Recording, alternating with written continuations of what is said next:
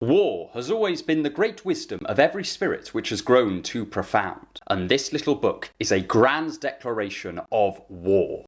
Towards the end of his life, Friedrich Nietzsche, philosopher, philologist, and one of the most original thinkers of the 19th century, sat down to write a 4-part work which would be his magnum opus. He wanted to tear down what he saw as the idols of philosophy, the false gods that the so-called wise have been praying to for thousands of years, and to build a new discipline in its place. He went mad before he finished the work, but we have the first part in our hands. Twilight of the Idols is perhaps Nietzsche's most extreme work of philosophy. It is at times profound, at times profoundly maddening, and it has the angry tone of a genius who has been ignored for most of his life. In these pages, Nietzsche examines a number of the deepest held beliefs in philosophy: that ethics is a legitimate discipline, that we should use reason to find happiness in life, and that we are the pilots of our own existence. He reveals each of these to have been hollow all along, ringing false in the face of his merciless interrogation. It is arguably his most controversial work, and as you watch this video, you may feel a range of emotions: anger, curiosity, outrage, and recognition. But I urge you to stick around to the end. Get ready to learn how almost all philosophers are delusional, how reason and logic can make us fools, and how the very foundations of inquiry are misguided and intellectually arrogant. This work, coupled with The Antichrist, was Nietzsche's last stand against philosophy. So let's look and see what secrets lie in store.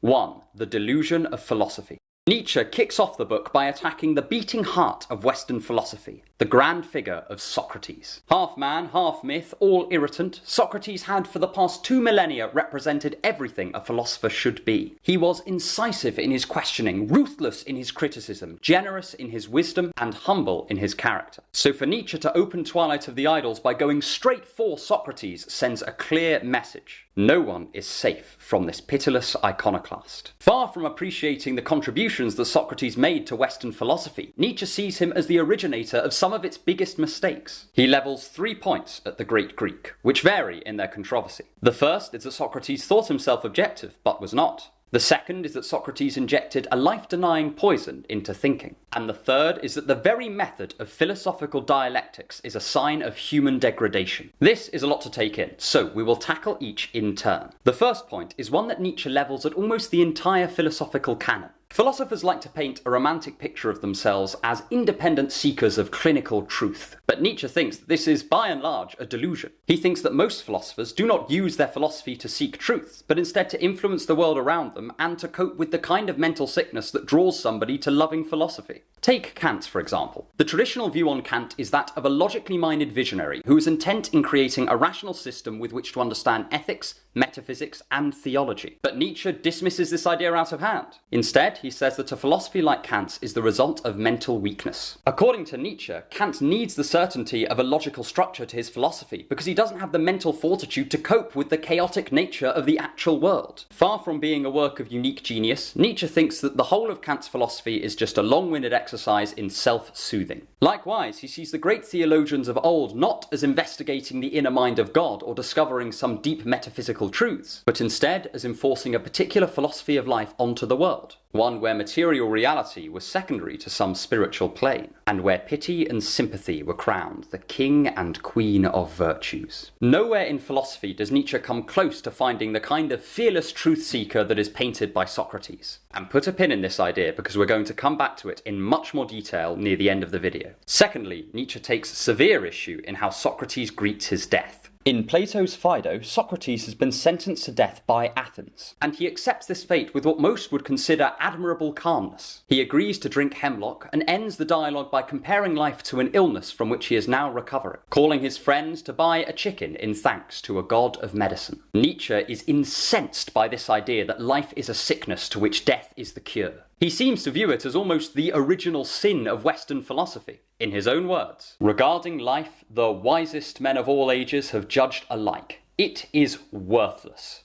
And Nietzsche sees this devaluing of life not as a sign of rationality or courage, but rather a sort of mental affliction, which echoes through the ages and encourages us today to not fully embody our own lives, to hold existence at a distance as if it was something to be endured rather than embraced. And he lays the blame partly at the feet of Socrates for originating this damaging idea. Lastly, Nietzsche goes for the jugular and attacks Socrates' famous method of philosophy, the dialectic. Now, I and many others see Socrates' use of dialectic as a great leap forward in the field of rational inquiry. The way his application of precise questioning can illuminate the flaws in someone's worldview provides both the means of examining our own philosophies and of putting the philosophies of others to the test. But, as we should be used to by now, Nietzsche sees things differently. He views the whole dialectical project as basically a sign of weakness. He contrasts the way that Socrates would try to convince people through reason to what he thinks someone who is truly strong would do, which is command their will and have it reshape reality. Nietzsche strikes back against the idea that our will should always be amenable to reason or rationality. It is not that he thinks that we should abandon logic, but for Nietzsche, analytic thinking can only go so far. In his view, Socrates and thinkers like him have contributed to a situation where human instinct is demonized and despised, causing us to be alienated from all that will make us most happy and fulfilled. Through his criticisms of Socrates, Nietzsche is trying to redress an imbalance by holding in contempt everything that we worship as virtues. And it's worth bearing this in mind as we go forward. Nietzsche, especially in his later works, often presents extreme versions of his philosophy, and this can at times make him seem borderline mad. But I think he writes this way, partly because he's trying to provide a counterbalance to what he sees as the hegemonic principles of philosophy. Perhaps he thought a balance could be struck between the worldview he presents in Twilight of the Idols and philosophy as he found it in the late 19th century. Or maybe his thinking had actually become more extreme over the years. Ultimately, we will never know. I just think it is worth considering as a possibility, given that Nietzsche presents his ideas in a much more radical light here than in some of his earlier works. But enough about such things. We are here to engage in some philosophical bulldozing, and the next building in our path is the bastion of reason. If you want to help me make more videos like this, then consider subscribing to my email list or my Patreon. The links are in the description. 2. Nietzsche the Unreasonable. Part of what makes Nietzsche stand out in the history of philosophy is his ability to look at an idea that has been considered common sense for centuries and say, I think we should get rid of that. And nowhere is this clearer than in his gentle skepticism about reason. First things first, as I said in the previous section, Nietzsche is not anti-reason, but he does come to despise the kind of reverence people give logic and analysis by the late 1880s. In particular, there is one line of thinking that he views not simply as misguided, but deeply destructive. And that is, reason equals virtue equals happiness. To explain what he means by this, let's take someone like Plato. Plato spends much of the Republic justifying the idea both that to be virtuous is the rational thing to do, but also that it will make for a happy and fulfilled human being. Aristotle does a very similar thing in his Nicomachean Ethics. By the 18th century, Kant argues that to be moral is simply the logical thing to do. And if everyone could be persuaded by his categorical imperative, then we would live in a sort of utopia where no one was treated as an end in themselves and no injustices would be committed. Nietzsche has seemingly endless contempt for this idea. He thinks it flattens everything interesting about humans. By this point, he is deeply disillusioned by the standard philosophical narrative that man is fundamentally a rational being. Where philosophers before him emphasized the human capacity to make logical arguments, reason out positions, and consider criticisms, Nietzsche highlights all that is fundamentally irrational about humanity.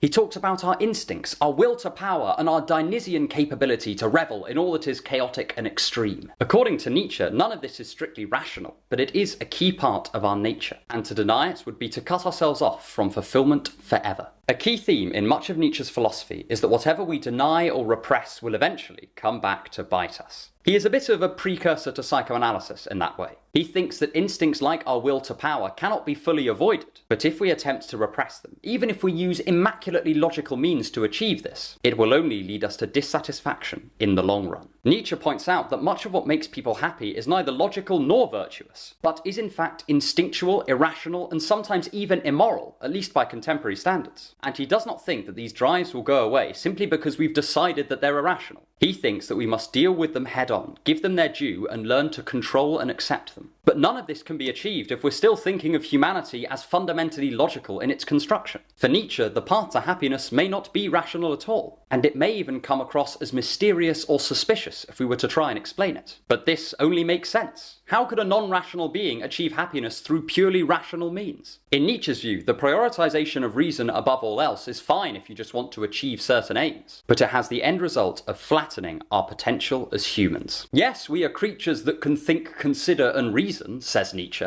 but we are also creatures that can rejoice, despair, celebrate, mourn, and feel. It is one of philosophy's greatest blind spots to ignore our sensuality in favour of our rationality. Because without acknowledging this part of our nature, it is no longer talking about human beings. Nietzsche charges philosophy with not discussing people as they actually exist, but rather people as philosophers wished they were, and this will always limit its ability to provide wisdom, comfort, and meaning. But there is an idol that Nietzsche attacks perhaps more than any other throughout all his works. It is a great behemoth towering above our way of living, issuing commands from on high. For Nietzsche, it is the ultimate tyrant, the great suppressor of our potential. It is morality. 3. The moral myth. There are few philosophical debates that have as much relevance to our everyday lives as those of ethics, the study of what is right and what is wrong. And for a long time, this issue was inexorably tied up with the question of God. What was right and wrong was seen as directly related to God's will, and apart from a few dissenters, theology was considered a vital component of philosophical ethics. We still see the echoes of this today. Much of the dominant moral system of both Europe and America is directly inherited from certain strains of Christian ethics. But by Nietzsche's time, there was change on the wind. The question of values was becoming unstuck from the question of God. People were beginning to propose secular theories for what was right and wrong, and this opened up a whole world of possibilities for what the new values of society should be. This is partly what Nietzsche meant by his famous phrase, "God is dead and we have killed him." The old foundation for values has been broken, and we now must ask, what shall we put in its place? And in characteristic Nietzschean fashion, he immediately criticises the ethical system we have inherited from Christianity as nonsense, suggesting we make a clean break from it. In Nietzsche's view, the virtues that the Christian tradition has given us, the equality of man, the value of pity, the submission to a superior power, are all poisons to the spirit of mankind. Nietzsche criticises Christianity from many angles throughout his works, but in Twilight of the Idols he synthesises them all into a key point. He says Christian ethics suppresses our natural potential. As I mentioned before, Nietzsche has a lot of reverence for human instinct, that is, our passionate, primal desires that are often condemned by philosophers. He directly criticises the idea put forward by Christ on the Sermon of the Mount that if someone's eye is leading them to sin, they should pluck it out. For Nietzsche, to do such a thing is to reject the instincts that have such potential to bring us joy.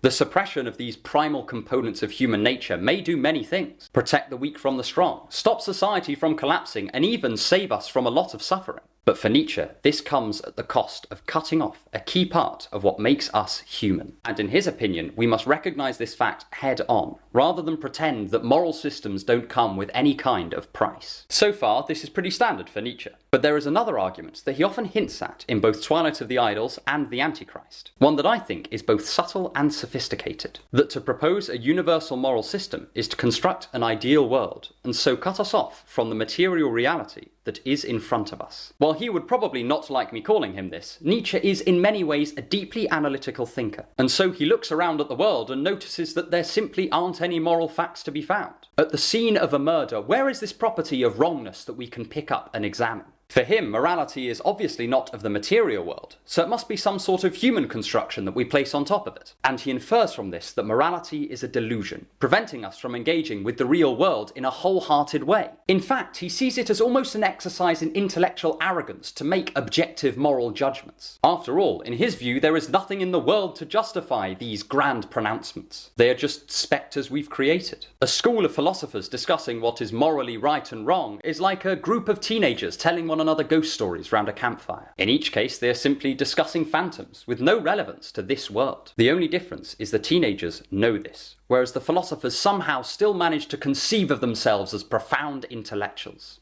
And Nietzsche does not think that there are no consequences for this sort of hasty moralism. As I said before, he thinks that morality has been used as a tool to suppress man's deepest instincts. In his mind, it seems that any philosophical talk about morality is misguided. There is conduct and character that is conducive to the development of a person's natural instincts, and there is conduct and character that serves to deaden those instincts. Any notion of good or evil is simply superfluous. But I could talk about Nietzsche on morality till the cows come home, and arguably I have. But let's discuss what Nietzsche takes to be an error not just with a single field of philosophy, or a claim made by philosophers, but rather the very idea of philosophy itself. 4. The false altar of explanation. In philosophy of science, explanation is often analysed as having the following structure. You first have a set of observations that requires explaining. These could be positive observations, like seeing the variance in the shapes of the beaks of the birds of the Galapagos Islands, but it could also be a set of negative observations, like not seeing the effects of gravity when a piece of iron is stuck to a magnet. These observations are known as the explanandum. Then we come up with a theory that is meant to explain that explanandum. In the first case, Darwin proposed his theory of evolution by natural selection, and in the second, we can appeal to the concept of magnetism. The explaining theory is known as the explanans. A huge component of philosophy of science is devoted to the question of when something is explained by something else, and how this might differ between fields. And this is evidently an important issue. We don't just use the concept of explanation in science, we use it all the time in our everyday lives. We try to explain the behaviour of our loved ones, or global events, or business failures. But Nietzsche adds an important caveat to this vital concept. Our explanations are not some objective view on reality, but are at least partly emotional attempts to comfort ourselves against a world that does not care whether we exist, and makes us suffer seemingly arbitrarily. As an example, take the concept of accountability or responsibility. These are undeniably useful, and encouraging people to take responsibility for their own actions is generally seen as a net positive. The reason it has this utility is because it is meant to explain our actions. We are accountable for our actions because we cause our actions. And there is some baseline empirical evidence for this. We want to do something, and then we do it, in that order. But according to Nietzsche, this view is no longer strictly tenable. He views us as products of our environment and decries the idea that our wills are free as ridiculous. But nonetheless, the explanation of our actions in terms of accountability persists. So the question for Nietzsche then becomes, why do we cling on to such concepts? And he thinks it is because we find the notion of accountability comforting. It places us at the centre of the universe and provides justification for our desire to punish and control others. It is this that he sees as the driving force behind so many of our so-called explanatory concepts. Not a love for what is genuinely truthful, but instead a preference for what is most comforting, regardless of whether it holds up to scrutiny. And this is what Nietzsche sees as the root of so many of philosophy's errors. It is what makes us consider human reason to prevail over human instinct. It would certainly be comforting if people were logical enough to be predictable and reasonable, so we believe it, regardless of whether or not it is actually true. Could we really face a world where all the most powerful people on the planet, with access to weapons of untold destruction, are, at core, not rational, but instead instinctive and emotional? It is what makes us dream of concepts like right and wrong and praise Socrates' dialectical methods. A world where morality and dialectic ruled would be much easier to make sense of than one that is chaotic and arbitrary, where good and evil do not exist, and no one has any reason to listen to our arguments. So we cling on to these concepts like a child's favourite comfort toy. Far from being dispassionate explorers of truth, we are terrified beings attempting to make sense of an existence where so much is beyond our comprehension. And Nietzsche thinks we should face this fact. This criticism cuts to the core of what Nietzsche sees as philosophy's fatal flaw, at least before he came along. Philosophers are engaged in a collective delusion that mankind, and by extension they, are capable of having an objective view on life, and that they can detach themselves from their individual neuroses, biases, and ideologies when engaging in philosophical thinking. Nietzsche says that such a position is not only false but ridiculous. As mentioned before, he thinks that a philosopher's view on the world tells you just as much about them as it does the object of their philosophical inquiry. And this criticism does not just apply to philosophers. Anyone who fools themselves into thinking that their particular psychological makeup plays no role in their thinking is ripe for Nietzschean criticism.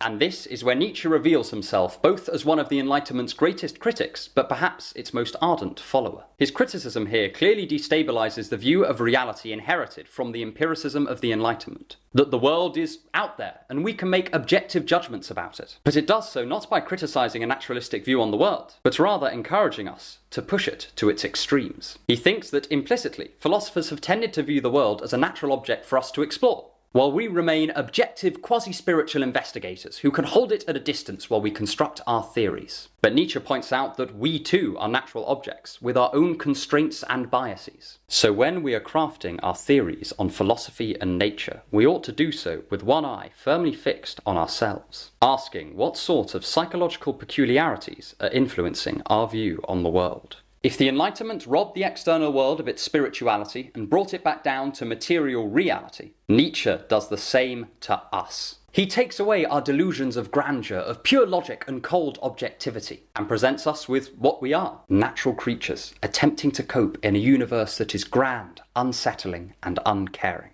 All our endeavours of philosophy, science and religion should be examined through this lens. Contrary to popular belief, this is not a criticism of naturalism, but rather a development of it. It encourages us to knock ourselves off our pedestals and bring us back into direct contact with the earth. We can still engage in all the inquiry we like, and indeed we're going to have to if we want to survive and develop as a species. But we can now do so with renewed self-knowledge. Sometimes we go so long without looking in the mirror that we begin to mistake our eyes for that of a god. And if you want more on Nietzsche, check out this video to see the horrific potential future he sees for humanity. And stick around for more on thinking to improve your life.